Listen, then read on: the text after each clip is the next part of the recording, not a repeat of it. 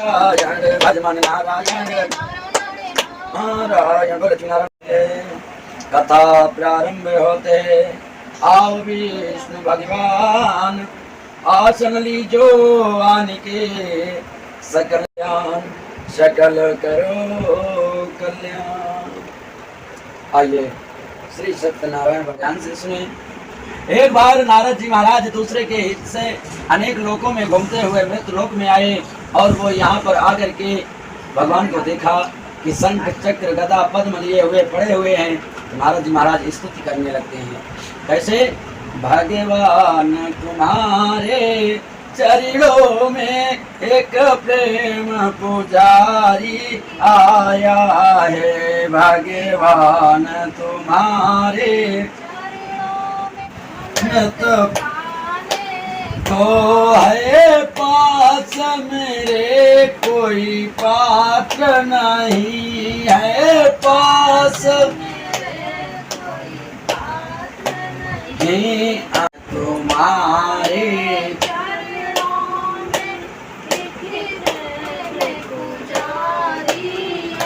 बिना सब लोग दुखारी। हरि भक्त बिना सब लोग दुखारी। हरि के भजन के बिना सब कोई दुखिया है।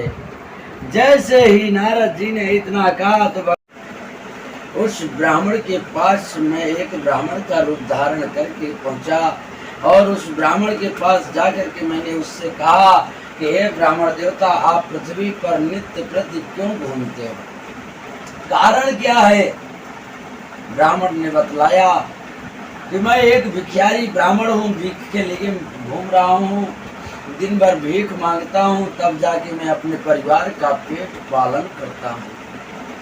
जैसे ही इतने वाक्य सुने तो हे नारद, मैंने सुना तो मैंने उससे कहा, भगवान विष्णु नारद से बता रहे हैं और उधर सूत जी महाराज सनकादि 88,000 ऋषियों से बता रहे हैं। ध्यान दीजिएगा कथा में।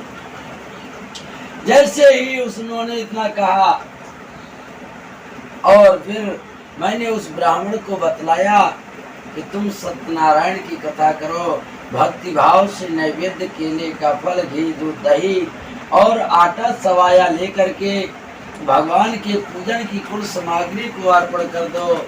फिर ब्राह्मण को और बंधु बांधवों के सहित श्री सत्यनारायण भगवान की कथा कराओ। इससे तुम्हें पुण्य प्राप्त होगा, इससे तुम्हारी ये दरिद्रता दूर हो जाएगी।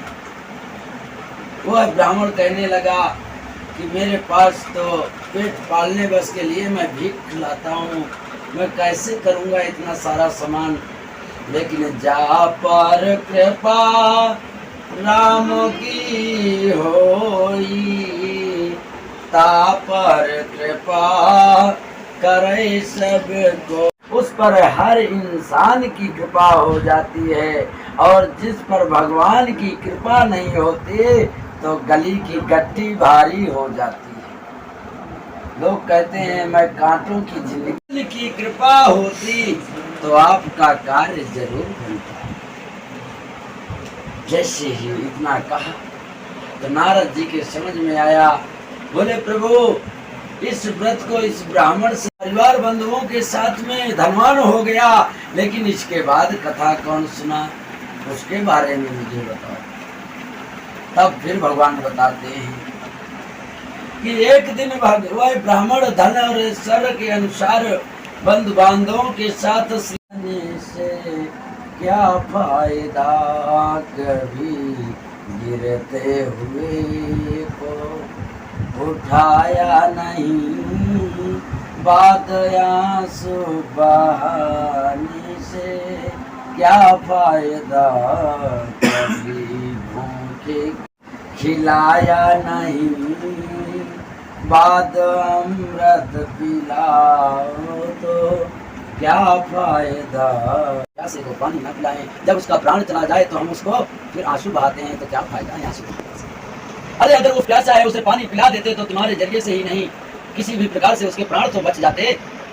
लेकिन हम लोगों की ऐसी भूल होती है कि हम उस समय में उसके पास नहीं होते, लेकिन जब वह समय निकल जाता है तब फिर हम लोग आंसू बहाते हैं। नारद जी को जैसे ही इतना भगवान विष्णु ने बतलाया कि वह ब्राह्मण से सुनकर के लकहारी ने कहा इसका सारा विधान मुझे बतला दो। मुझसे सारा विधान ब्राह्मण ने बतला दिया। वह सर पर अपनी लकड़ियां रखा और चल दिया। घर पहुंचा। घर पहुंच करके रात्रि भर किसी तरह काटा।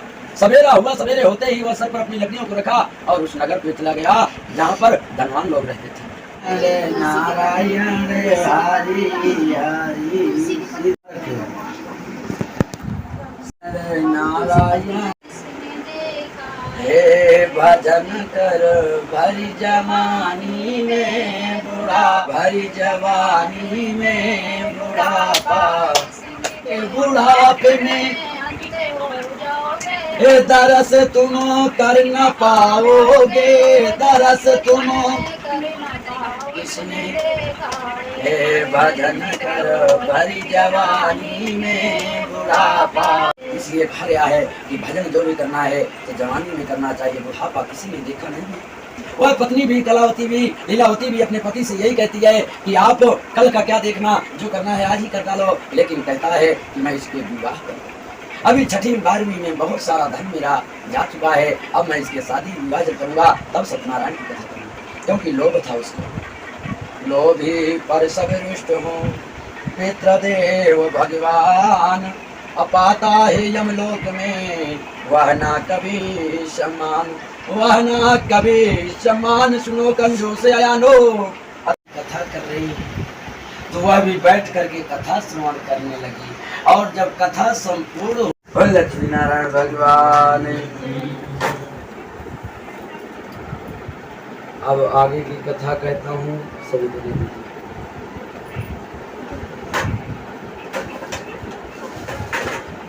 जब पूजन की तैयारी करने लगी और पूजा के लिए ब्राह्मण को बुला लिया। ब्राह्मण को बुलाने के बाद उन्होंने श्री सत्यनारायण भगवान की कथा सुनी। जब कथा संपूर्ण हो गई तो संपूर्ण भगवान से विनती करी। कैसे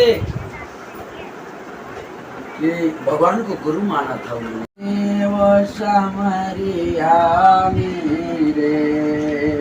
मेरा कोई ना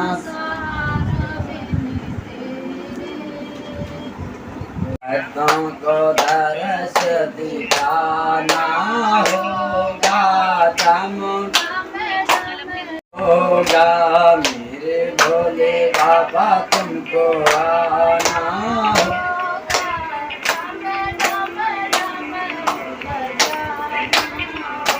होगा। तो भोले दानी बाबा जग से निराला है। तो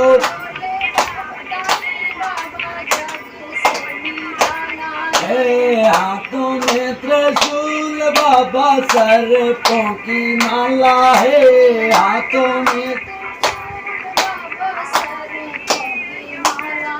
नंगे पे चढ़ कर रामा गौरा संग गणपति जी को लाना होगा।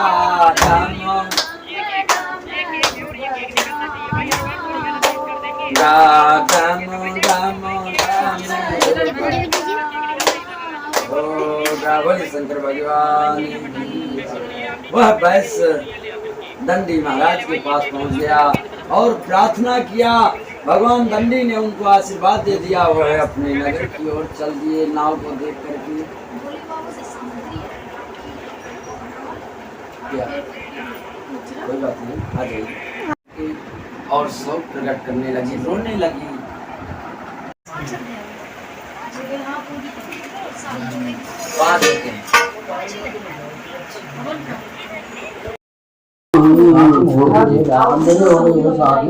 बोलिए भगवान की लकड़ी दो उधर से आप। अरे बेटा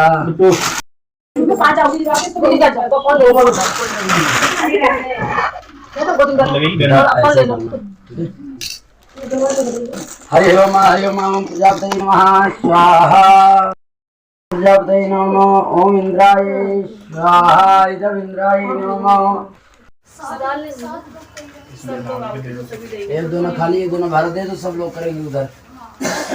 ब्रह्मांडकारी भानुश्री सौदश गुरुशुक्राशंताव केतव सर्वे ग्रह नवग्रह देवताभ्यो नमः स्वाहा ओम नवग्रह देवताभ्यो नमः स्वाहा ओम सूर्य सर्वमति गुरुपतिं सर्वमंगला मंगला सद्गतिं चतुर्दश गुरु चुकुतां शुक्रं शुक्रं संसरि ओम नमस्ते सर्वे अनुकूलाग्रे नवग्रह देवताभ्यो नमः स्वाहा ओम नवग्रह देवताभ्यो नमः स्वाहा ओम नवग्रह देवताभ्यो नमः स्वाहा ओम जयंती मंगला काली भद्रकाली कपालिनी दुर्गा क्षमा शिवादात्री स्वाहा नमस्ते जय तम देवी चामुंडे जय भूतारती हारणी जय सर्वगते देवी कालरात्रि नमस्ते नमः प्रचोदयात् स्वाहा ओम भूर्भुवः स्वः तत्सवितुर्वरेण्यं भर्गो देवस्य धीमहि धियो यो न प्रचोदयात् स्वाहा ओम भूतयात् स्वाहा ओम भूर्भुवः स्वः तत्सवितुर्वरेण्यं भर्गो देवस्य धीमहि धियो यो नः प्रचोदयात् स्वाहा ओम महिमानः सजन्ति पूर्वे साध्या शांतिदेवाय नमः स्वाहा। सारी समाज भी डाल दीजिएगा आराम से, एक जगह डालो वाला घी को रहेंगे ना पंडित जी, अपने सर के ऊपर से जितने ऊपर से धार सीधी लगा सके उतने एक जगह इधर डालो, इधर जल रहा है ऊपर से लेके फिर नीचे लाइए कटोरी जो बेटा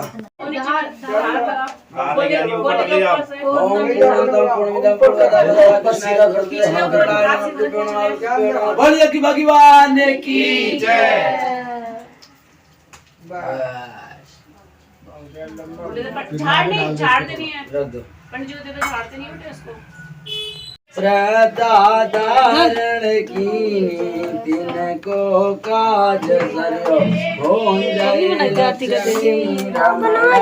जाए स्वामी बन में बाती करे मन वांछित फल दीना दीन दयाल हरि ओम जय श्री रमणा चढ़त प्रसाद सवाय कदली फल मेवा स्वामी कदली बगावे स्वामी प्रेम सहित गावे कहत शिवानंद स्वामी भजत हरि हरे स्वामी मारम सदा वसंतम हृदयारविंदे भवां भवानीं सहितं नमामि त्वमेव माता च मम देव देव।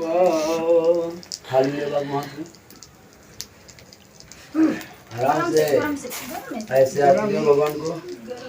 हरि ओम महादेव शांतिरंतर शुभं शांति है शांतिरावा शांतिरस्या शांतिवनस्या शांतिर्श्री देवा। थाली नीचे रखो बेटा। लो जी हाथ में फूल लो सब लोग, सबको पढ़ाओ इधर।